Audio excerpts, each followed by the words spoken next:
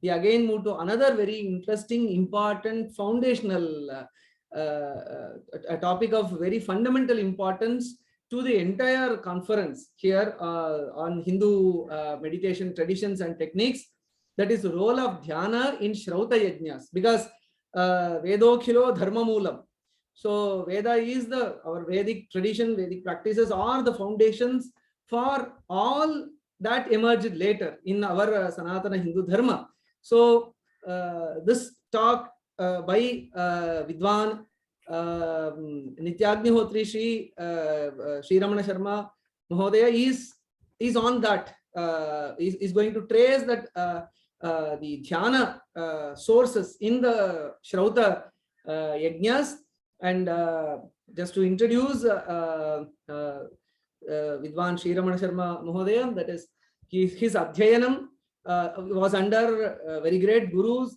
Kotemane, he learned his Veda Adhyayana was under Kotemane Aravinda Bhatta Mahodaya, and then Shankara Bhashya Adhyayana under Kotemane Ramachandra Bhatta Mahodaya, whose talk we earlier had in the previous day, first session. Then Mahabhashyam under Acharya Sri Mahabaleshwara Bhattaha, and then Mimamsa Adhyayana under Sri Manidravida Shastrinaha Acharyaha Manidravida Shastrinaha Pratasmaraniyaha, and then Shulba Sutram was learnt under Sundararama Vajpayee Mahodaya, and then also the Veda Bhashya Ratnam was that title was attained under the Kanchi Kamakoti Pitha Samstha. So in this way, the traditional education of Vidwan Shri Ramana Sharma Mahodaya can be seen here. And along with that, all these the undergraduate, postgraduate, and other degrees also came, and he's also a PhD in the Vedanta Shastra from Mangalore University. And Shri Ramana Sharma Mahodaya is regularly teaches in the Nerur Shankara Matha of Kanchi Kamakoti Pitha, where he teaches Krishna Yajurveda Taittiriya Shakha, and then he has taught Shatapatha Bhashya and Taittiriya Bhashya to Vedikas, and then he has taught and also teaching Tarka, Vyakarana and other Shastras to deserving seekers and students. And then he has again given rich inputs to Vedadhyayis on Shiksha, Chandas under various platforms. And then not only in Adhyapana, in written contribution also, his Lekhanam, his writing, he has enriched the contemporary Shastra scene with his very wide contributions in various disciplines, be it the Shiksha Prathama Klipti, which is a primer on the Shiksha Shastra, and then Yajnatattva Prakashika, articles on Yajnatattva Prakasha, and introduction to Shrauta Paddhatis in Tamil, and then Jyotisha Pravesha, and Vedas and environment, and then so many such topics, and so many intricate knots and questions in Shastras have been addressed and resolved, like the Avagraha in Samskrita, and then the Samskrite Rakaraha, Samskrite Sankhya, Punyashlokaha Khalu Shlokaha, Kavargasya Sthanam Kantaha Na. So in this way, various such subtle aspects from the Shastras have been brought to light, and then the audience and the students and people in general have been enlightened.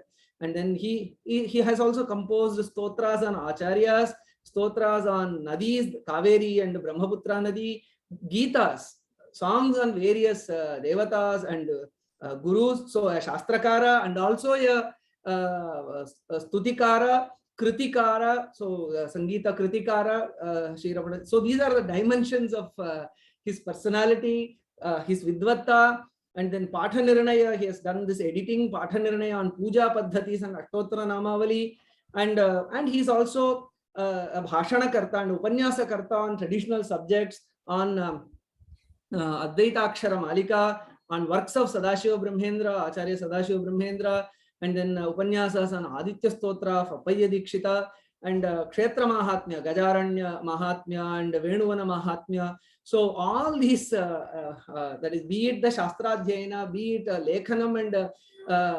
Kriti Rachanam, or editing, or Upanyasas, and also, of course, he is a regular scholar in various prestigious Vakyartha Sabhas, Advaita Sabha Vakyartha Sadas, Dharmashastra Sadas, and Vyakarana Vakyartha Sadas. And he is also a convener of the Panchanga Sadas, and also a convener of Agnihotra Sadas. Being a Nityagnihotri himself, he is also a convener of the Agnihotra Sadas and also the Advaita Sabha. And there is one more very important and another interesting and dimension is he is also equally competent in the software and computer related operations. He is part of government Unicode panel, and then he has been awarded the Unicode Bulldog Award from Unicode Consortium. So he has created many fonts for Sanskrita related content and also Grantha also. So his contribution to Unicode specifications for Vaidika characters and Grantha characters are notable. And then he has again designed various fonts and keyboard layouts and development of tools to recognize Chandas in Sanskrita and Tamil. So I am just as I introduce Sri Ramana Sharma, Vidwan Sri Ramana Sharma, so I am just reminded of the Naishadha Charita Shloka. Adhiti bodha acharana pracharanaihi dashaschatasrah pranayan upadhivihi chaturdashatvam kritavan kutaswayam navedmi vidyasu chaturdashaswayam. So adhiti, bodha, acharana, prachara, all that has been stated by the Naishadhakara can be seen just when we look at the profile of Vidwan Sri Ramana Sharma. So we really blessed to have the presence of Vidwan Sri Ramana Sharma here. Now I invite him, and I should also mention this as a footnote that I had the opportunity to study along with him in Veda Vijnana Gurukula as a co-student. So this can be put under the footnote with the smallest size because nowhere I am then compared to his scholarship on these various Shastras. So humbly I invite Vidwan Sri Ramana Sharma now to enlighten us on this very critical topic of Dhyana in Shrauta Yajnas. Namaste.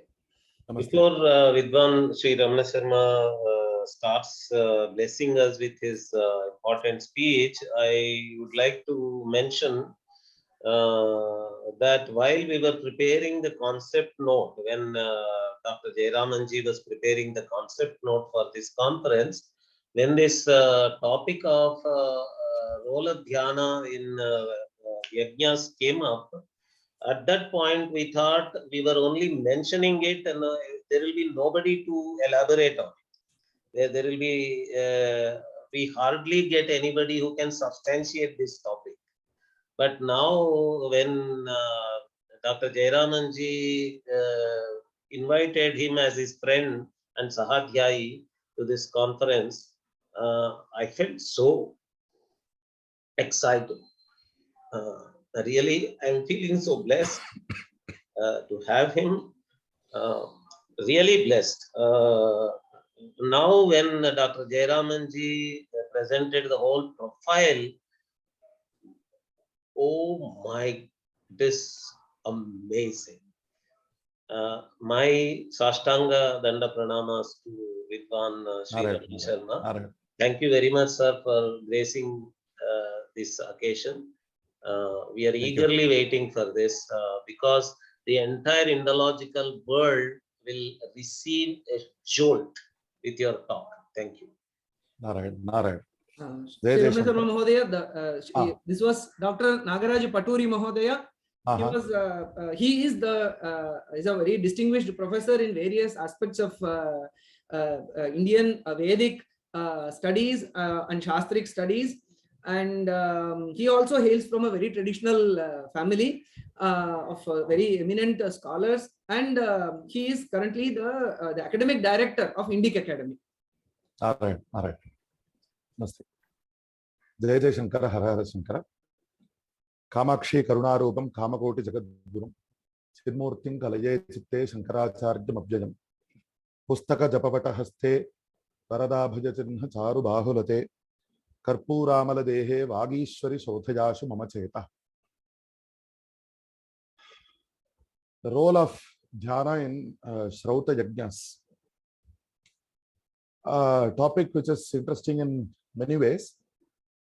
For people who are specifically interested in the dhyana, and as is the overall topic of the conference, the role of dhyana in our Indian tradition, as Shri Jayaramanji mentioned earlier, because the Shrauta Yajnas form one of the earliest manifestations or practical manifestations of our tradition.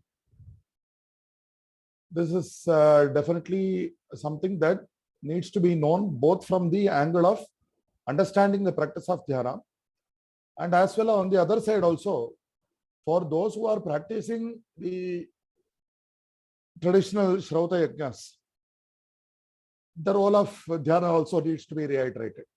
That dhyana, the Shrauta Yajna is not something that is merely being physically performed, but which is in which the mental involvement is very important to a great degree. As we very well know, Mano, Vak, Kaya are the Trikaranas by which all our actions in this world are taking place. So these Shrauta Yajnas, as Sri Jayaramanji mentioned earlier, they are the Yajnas which are directly prescribed in the Shrutis or the Vedas, whose descriptions are given in the Brahmana Granthas and whose mantras are found in the Samhitas. And these Shrauta Yajnas are a very, very, very important discipline. That is how I see them. They are a mental discipline, they are a vocal discipline, and they are a physical discipline. In the Bhagavad Gita, we have reference to Manasam Tapa Uchyate, Vangmayam Tapa Uchyate, Shariram Tapa Uchyate. So basically, the Shrauta Yajnas have aspects of all three kinds of tapas. So that is why the yajna itself is, on the whole, it's a form of tapas. So the discipline aspect of it, I would like to start off by mainly here I will be giving quotations from the Apastamba Shrauta Sutra, and basically a lot of similar content can be because it's most convenient for me, as I am myself a follower of the Apastamba Shrauta Sutra in my daily Shrauta practice, and similar content can also be found in the Bodhayana and other Yajurvediya Shrauta Sutras also, and to an extent from other Shrauta Sutras of the Samaveda and Rigveda also, but mainly I will be concentrating on Apastamba. Because here the goal, because we have in our half-an-hour time period, the goal is to give a taste of what is available. And of course, more research can be done and definitely needs to be done on a more comprehensive investigation into how dhyana is treated in Shrauta Yajnas. So my intention today is to give a few indications or a few samples for taste. So I hope it will induce the taste and instigate further research into this topic. So as I was saying, this is the Shrauta Yajnas are a discipline. So as we well know, the stotra which is ascribed to Bhagavan Shankaracharya Maharaj, no shakyam smarta karma pratipada gahanam pratyavaya kuladhyam shraute varta katham me. So Acharya says that smarta karmas, here we have Shrauta karmas, smarta karmas, and other karmas also in the sense of karma anushtanas, the rituals, the procedures and practices which are prescribed for us, both daily and in various stages of life. So the smarta karmas are typically simpler, or we can often see that they are simplified forms of what the Shrauta karmas were actually prescribed in the Vedas. So obviously the Veda or the Rishis themselves knew that the accomplishment or the complete execution of the Shrauta karmas is a very difficult thing. So they try to simplify the procedures and give them in a more accessible manner. But of course, even performing of smarta karmas is difficult today for various reasons. So Acharya says that even smarta karma in every step, pratipata gahanam. So, and on top of that, if that even the Pratipada Gahanam Smartha Karma is difficult for me, then what is the possibility of my entering into Shrauta Varta Katham, into Shrauta Karmas? So the difficulty is that each action, each and every action, the Shrauta Karmas is a long, in one sense, I think we can say that the Shrauta Karma itself is a kind of a yoga. That each and every action of as part of the yajna has a mantra, has particular place and material with which it has to be done. So in Smartha Karmas, mostly, see, we might have seen many havans. There will be fires, and there will be people sitting around that, and there will be some general procedures, starting procedures and all that. But the majority of the main part of the yajna will be avriti of the Pradhana Mula Mantra or whatever they are taking up. And this will be done in counts of 1,000 or 3,000 or whatever as per the requirement. But in Shrauta Yajnas, avriti is almost not there.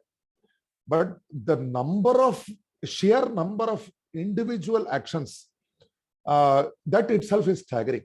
And the thing is that if you are going to take a piece of fire from the Homakunda and move it to a certain place in order to boil the milk, for moving the piece of fire, the ember, there is a mantra for taking up the instrument, the metal or wooden piece which is going to be used for moving that, and there is a mantra for moving, and in this direction you have to move.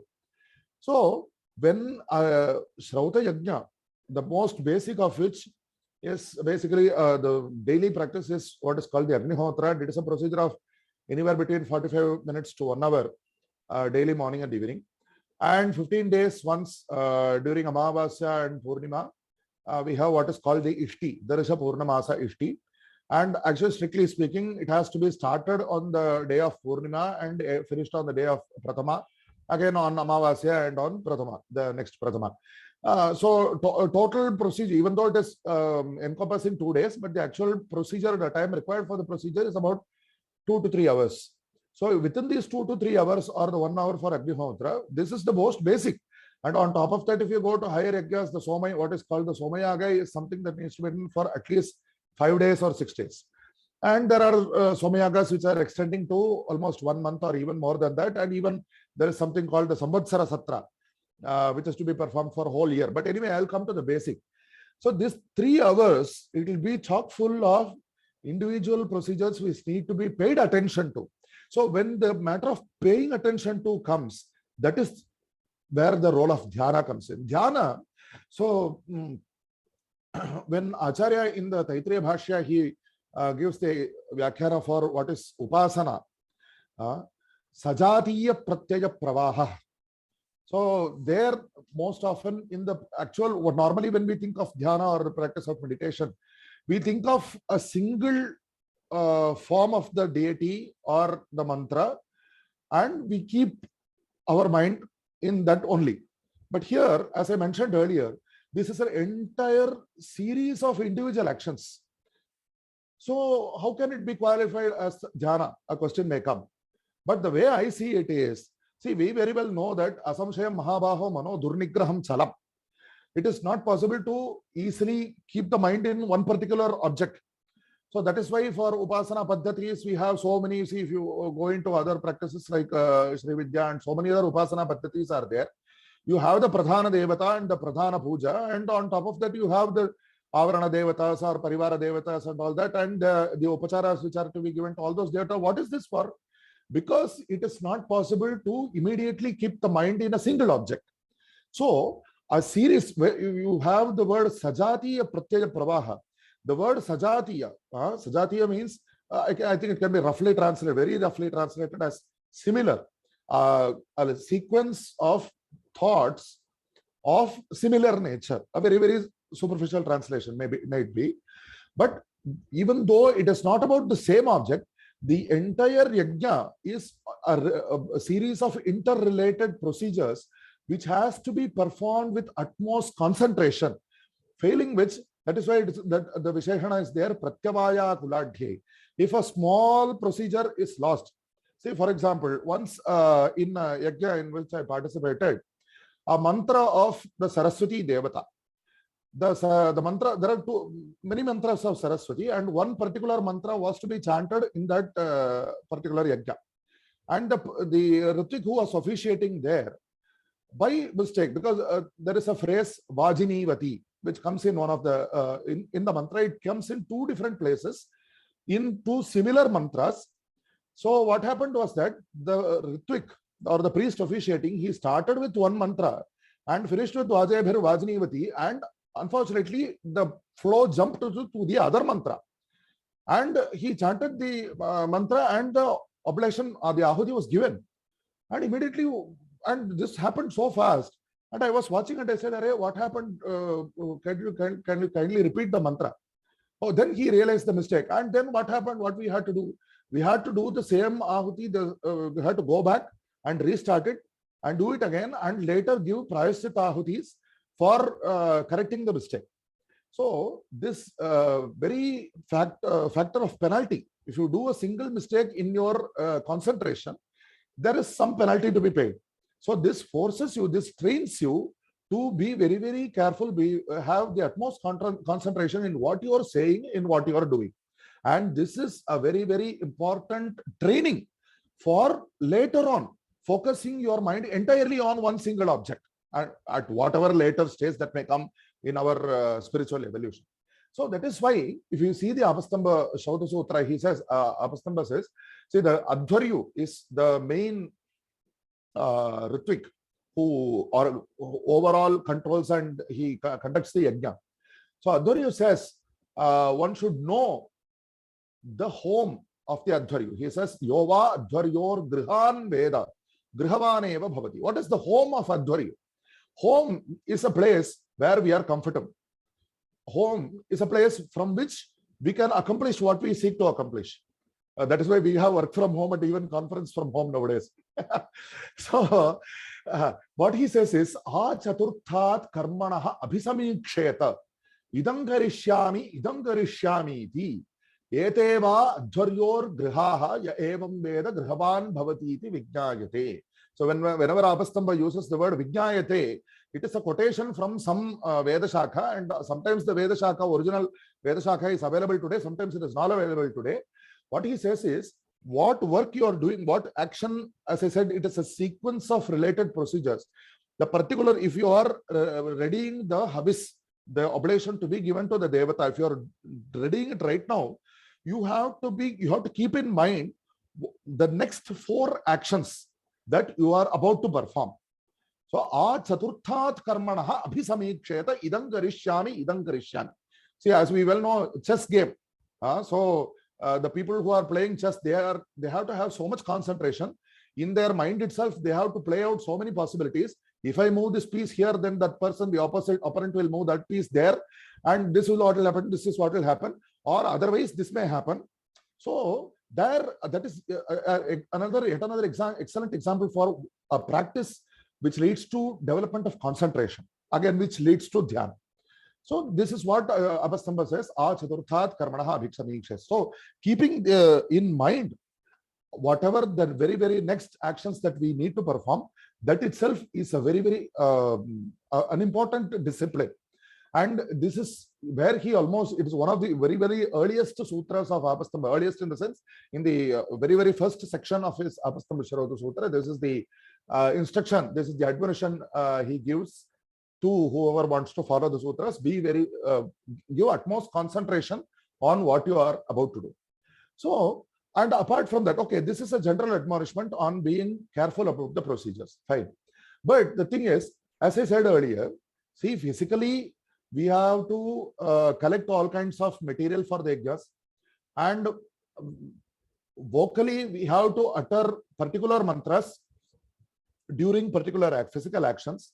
And on top of that, on top of the attention which is already required for doing all this correctly, in various particular actions, he specifically gives, or the Shruti itself, Apastamba is merely giving a summary of what is given already there in the Shrutis.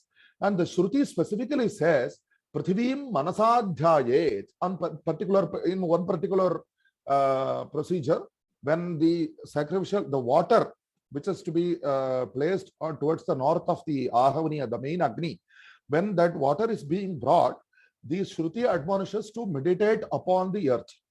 In yet another place, Tarihi Hotaram Ikshamano Vayum Manasadhyaye. One should look at the Ritvik who is chanting the mantras, and one should meditate on air.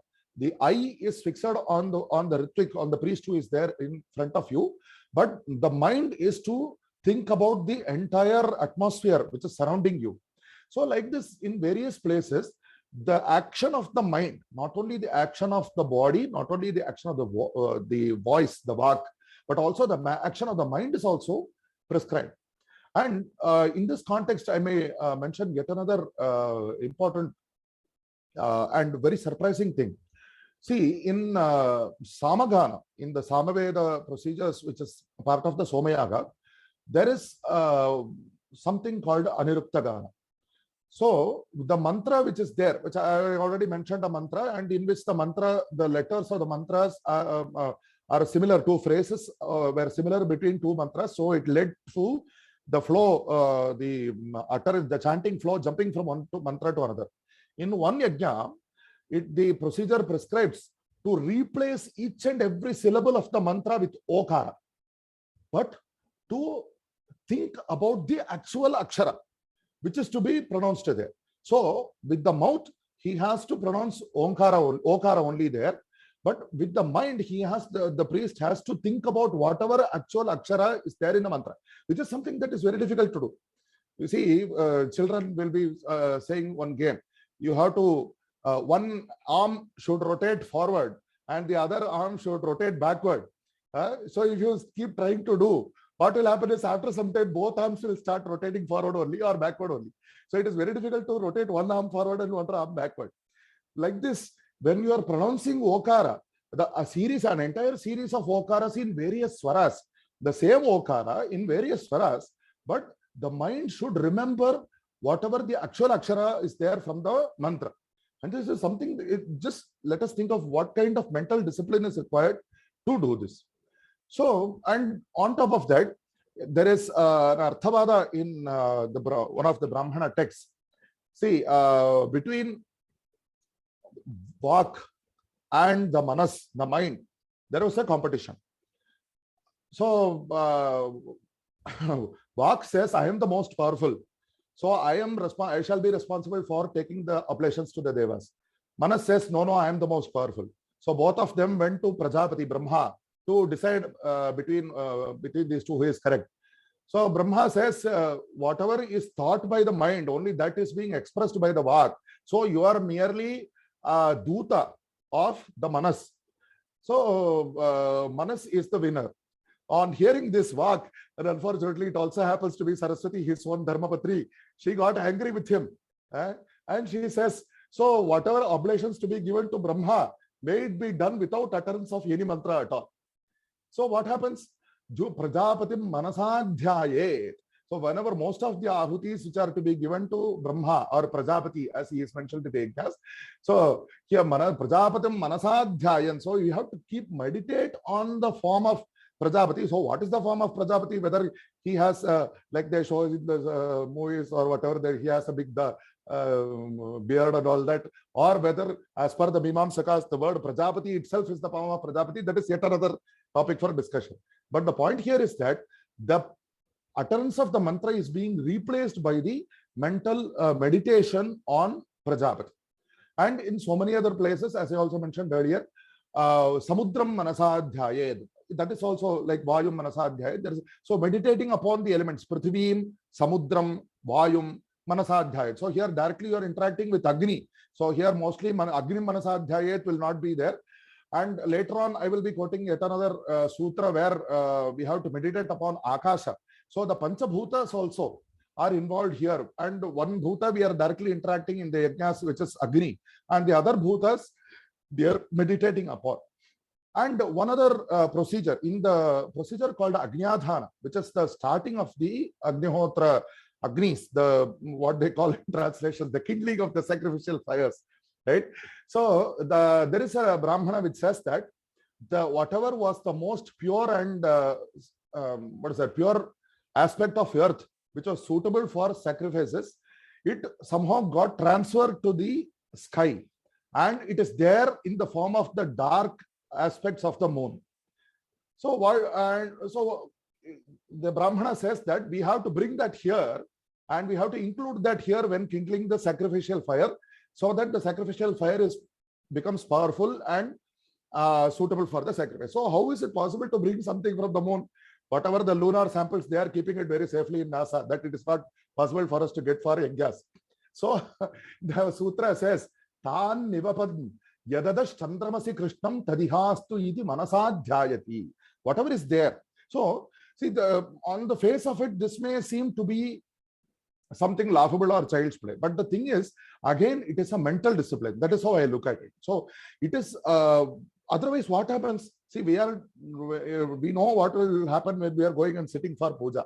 Whether our mind is getting concentrated on this, physically our body will be doing all that archana or whatever it is, and maybe we are by mouth we will be chanting the shlokas or verses, but our mind will be going somewhere else, and that is the nature of the mind. So the whole point of dhyana is to bring that mind chitta vritti nirodha into ekagra sthiti first, and then take it into niruddha sthiti, right? So these are, so here very now and then, very often in the yajnas, we have these admonitions to do things with our mind, specific things, meditate on specific things with our mind, so that we bring all those aspects and include them in the yajna. See, if we are attaching any metaphysical importance to these yajnas at all, it is because of the discipline involved in them, to bring particular search for and procure and bring particular physical materials for doing the actual physical actions, and to utter the mantras, and to also bring in things via meditation. And I think I spoke too fast when I said that there is not necessity for meditation on Agni. In yet another part of the Veda, it is said, what happened was, see, Agni, sometimes when people keep bothering somebody too much, they leave and go away. So the Devas, they were every day they are sending Agni to the Bhuloka to go and bring oblations, So he also wants some leave. So what happens? So he, without giving leave letter, sometimes he takes leave. So this kind of story is there many times in the Vedas. So what happened? One time he sometimes he goes inside water, and Matsya, it points out, Agni is here. So in so many places he tried to escape. So finally what happened was, he disappeared into the directions. So in that particular yajna, it is said that meditate on the fire which is present in all directions, so that you bring that yajna, so bring that fire here. Okay. And one more thing, in something called the Dwadashaha, which is a big Somayaga, as I mentioned earlier, is to be conducted for 1 month almost. There is something called the Prajapatya Manograha. As I mentioned earlier, whenever Prajapati is the Devata, procedures are to be done by the mind. So in this particular procedure, it says that you have to take the Somarasa from Akasha by your mind. So Somarasa is something that is produced by the crushing of the Somalata and mixing with water, etc., etc. But here, in this particular Somagraha, it has to be brought from the Akasha by mind, and all the mantras which are to be presented here are to be done by the mind only. So this is yet another discipline. So that is why in generally itself, not only in this particular Somayaga, the Aitareya Brahmana says, Yassi Devataye Havirgrihitam Syad. How is it possible for us to bring Devatas? Devatas are not visible to our eyes. How is it possible to ensure that the Devatas are participating in our yajnas? So the Veda says, Tam Dhyayed Vashatkarishan, before giving the actual Ahuti, the person who is responsible for chanting the mantra to give the Ahuti has to meditate upon the Devata and request by the mind. And this, by this, Saksha Devata Devatam Prinati Pratyaksha Devatam Yajati. By this, he directly makes the Devata pleased, and to directly offers to the Devata the oblation. And in yet another part of the Shukla Yajurvedi Shatapatha Brahmana, it is a procedure is given of the Garuda Chayana, we might have heard, where with 1000 stones or bricks rather. An entire altar is built. So the entire Garuda Chayana, after giving the procedure, physical procedure, there is a Brahmana which says, meditate upon this procedure by your mind.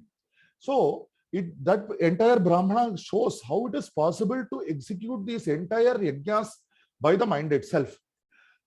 So, and Tadidam Manasrishta Ravirabhu Bhushat in the 10th Kanda of the Shatapatha Brahmana, this is there. So, because time is short, I will conclude with giving a short story from the Mahabharata about the Shrauta Yajna and how it was entirely performed by the mind alone. Okay, so this is from the Shalya Parva, and it is about the Saraswati Nadi Tirthayatra undertaken by Balarama. Because as we well know, he refused to participate in the Mahabharata Yuddha and he went on Tirtha Yatra in general, we know. But the Mahabharata specifically says that he went on a Tirtha Yatra along the Saraswati river. And on the banks of the Saraswati river, there is a place called Udapana. So the Mahabharata gives the story, what is the speciality of that place? What happened was, there was one Rishi who was traveling after completing some yajna. He completed a yajna for some other, he was acting as a priest for some other person, and he completed that yajna and he was going back home. And he was thinking that, I am acting as officiating as priest for so many others. I myself have not performed yajna, so I want to perform so many yajna. Like thinking like this, he was going home. At that time, what happened was suddenly in the path, suddenly a wolf came. So he got afraid, and by running helter and skelter away from the wolf, somehow he fell into a big well, which was there near the Saraswati river. But as we well know, the Saraswati river, it started drying up, and by this point in time, as the telling of the Mahabharata, the Saraswati was not flowing above the ground and in that particular geographical region. So he fell into that well. And then he thought, I was thinking of so many great things. I was thinking that I wanted to do Somayaga after going home, but I have fallen into this well. This is a huge well. This is a very remote area. Who is going to listen to me even if I shout? And he thought, okay, he saw that there was a small creeper there. So it was not the Somalata. The Mahabharata doesn't say that it was the Somalata. He saw a small creeper there, and then he said, okay, I will meditate upon the Somayaga. So what he did was he dug a small source of water in the sand at the bottom of the well, and from that he got some water, and by his mind he meditated. He Agnin Sankalpayamasa. So he meditated that he had the fires there, and Richo Yajumshi Samani Manasa Chintayan Munihi. Whatever the Rigveda mantras, Yajurveda mantras, Samaveda mantras which needed to be uttered during the Somayaga, the entire procedure is there in his mind. He was such a scholar, and whatever item, the material he was not able to procure, all those materials he meditated upon. He meditated that this is placed here, that is placed there as per the Shastras, and he meditated that he was thinking of this particular creeper as the Somalata, and he crushes that creeper with the help of the water, and he, by his meditation itself, he did the Soma Abhishava. He crushed the Soma juice for the Devatas. And this news from this Bhuloka, it reached the Devaloka, and the Devas were afraid. We well know, whenever somebody starts doing some Ukra Tapas, they get afraid as if somebody wants to usurp their position only. And they all went to Brihaspati. Brihaspati says, no, don't worry. This person by the name Trita, he is doing a yajna there. Let us go there. So they Sutva Chaiva Bravid Devan Sarvan Deva Purohitaha Tritasya Vartate Yajnaha Tatra Gachamahe Suraha Te Tatra Gatva Vibudhaha Tam Kupam Yatra Satritaha Dadrishustam Mahatmanam Dikshitam Yajna Karmasu. So they saw that he was performed this entire procedure by his mind only, and then they came in front of him inside the well, and they asked him, Pritatmano Dadus Tasmai Varan Yan Manasechati, whatever Varas boons that he prayed for, they granted them. He prayed to them to, of course, obviously to save him from that well. And then whoever partakes of the water of that well, he should attain the fruit of Somayaga. And what happened was, immediately Tatra Chorbipati Rajan Utpapata Saraswati, from the bottom of that well, the flow of Saraswati suddenly came up with such great force, and it pushed him up. and outside of the well. Tayodkshiptasthitastastau pujayam tridivaukasaha. So this story from the Mahabharata, which is related to a Soma Yajna, which was performed entirely by the mind. So it shows the power of the mind. It shows the power of the concentration, which is which itself is enough to execute an entire yajna even without the physical procurement of all the materials which are required. So the way I look at Shrauta Yajnas, my concluding lines would be that the way I look at Shrauta Yajnas is, as I mentioned at the very beginning, they are a physical, vocal, as well as a mental discipline, and they are a great training for dhyana. They are a great training for making your chitta, manas into ekagra sthiti, so that after that, whatever greater what shall I say, meditation or spiritual practices that we would like to enter into, we will be all the more qualified to enter into all those dhyana practices. So I'm sorry if I have taken more time than was allocated, so I would like to conclude this. I hope this was useful. Jai Jai Shankara, Hara Hara Shankara. I am speechless. I'm so excited to hear this.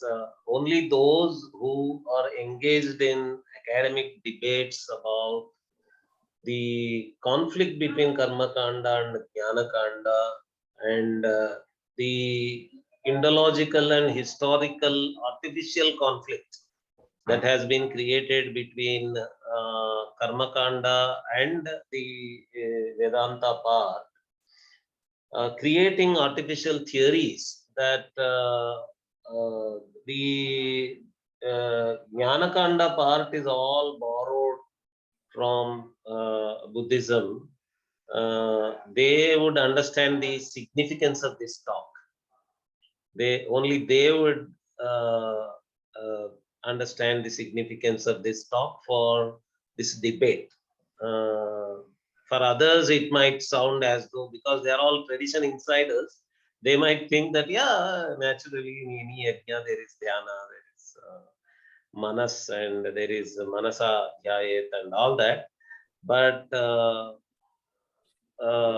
only those who are engaged in these debates would understand what a jolt this talk is going to give to all those who have created the artificial schism between the Karma Kanda and Jnana Kanda. Sri Ramana Sharma ji, we have to showcase you, particularly this talk. We have to take you around, give this jolt to all these people.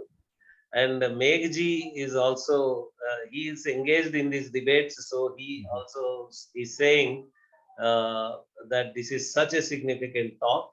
And Meghji, not only for this debate, Megh Kalyana Sundaramji is the director of our classical library, Indica Classical Library. And I tell you, Meghji, we have got this treasure today. We are grateful to Dr. Jayaramanji for bringing this treasure to our notice, this Nidhi.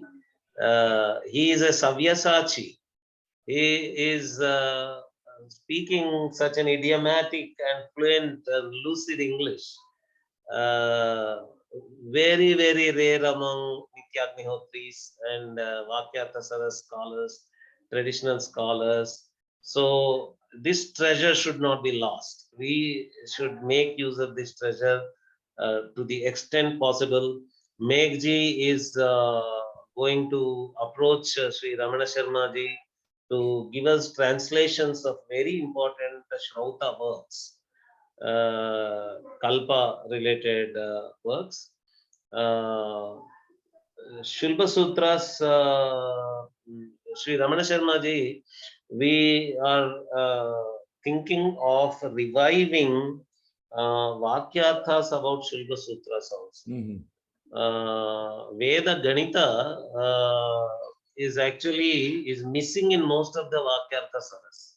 In Benaras, when we conducted Vakyarthasaras with a very great number of scholars, Sri Dattaraj Deshpande ji tried for scholars who would be able to participate in a Veda Ganita related Vakyartha. Mhm. We were not able to get sufficient number of scholars. I Mhm. think you should take lead in this area, and particularly Shri Ramana Sharma ji, we have to create the next generation. So if you are taking students, Indic Academy will fund the entire program. We have a scheme of grant in Indic Academy for Griha Gurukulas. Mhm. And one of our members has got a vast space in Chennai where you can locate your Gurukula also. It is in a very eco-friendly area. For that reason, it might not have very good water supply from the city and all that, but it will have Anyway, natural I water. will stay in contact via Sri Mahadevanji. Sorry, Sri Jayaraman Mahadevanji. Yes, yes. So there is so much that we can do with your help, Sri Ramana Sharma ji. Today, it's such a great discovery for us that you are here. And we'll greatly appreciate if you publish these arguments that you brought in today in the form of, to begin with, in the form of some articles, and gradually it can be graduated to a big book. Mhm. Okay. About this argument that will be really very useful in scholarly circles. In your own circles, it may not be surprising. Mhm. For traditional scholars, they might say, yeah, I know it. But in our circles, where Marichas and Subahus are actually shooting everything into our yajna, we are fighting them. Right. So you have to provide these astras for us, Right. Sure. okay, for our fight. Okay, Okay, thank you sir. very Very much. nice. Nice to meet you people also. We'll stay in touch with Jayaraman. Namaste. Thank you. Thank you. Thank you so much. Namaste. Namaste. Thank you very much, Nagaraj, and thank you very much, Sri Ramana Sharma ji. I knew that you will deliver this. Your Savyasachitva was very well known, but still I have to state this. Ascharyavat pashyati kaschidenam, ascharyavat vadati tathaiva chanyah, ascharyavat chainam anyashrunoti, shutva penam kinchit veda. Okay, I was wondering about the last part. You corrected it. Yes, thank you very Right. much. It was the Thank you. inputs were immense, and this is a chapter of history of yoga which is not touched at all. These pages of history of yoga has not been touched at all. So I would really, from the textual research perspective of yoga, I will certainly take your inputs and guidance and Definitely. in this direction. And